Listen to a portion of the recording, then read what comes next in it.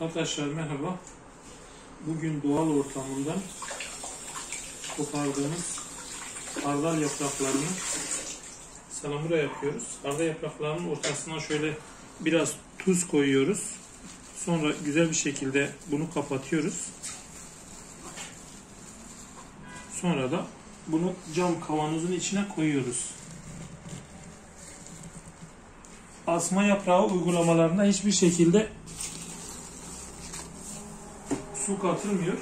Ben de yarın bekleyeceğim. Yarın eğer su yapraklarının üzerine çıkarsa demek ki uygulama bunun için de geçerlidir.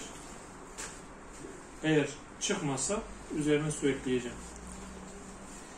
Şimdi tabi şu asma yaprak, şu hardal yapraklarına baktığımızda çok büyükler. İşin doğrusu ben de ilk defa bu kadar büyük hardal yapraklarına rastladım. Normalde bunlar küçük olurlar.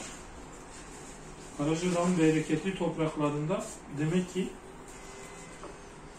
bu hardal yaprağı da ne olacağını şaşırmış ve gerçekten olağanüstü bir şekilde büyümüş. Şimdi bunu bu şekilde yaptıktan sonra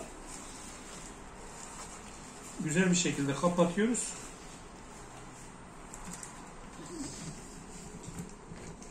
Bu yaklaşık 2 yıl bu tuzun içinde kalabiliyor, bozulmuyor.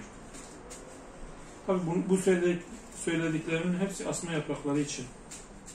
Umarım bunda da iyi bir sonuç alırız.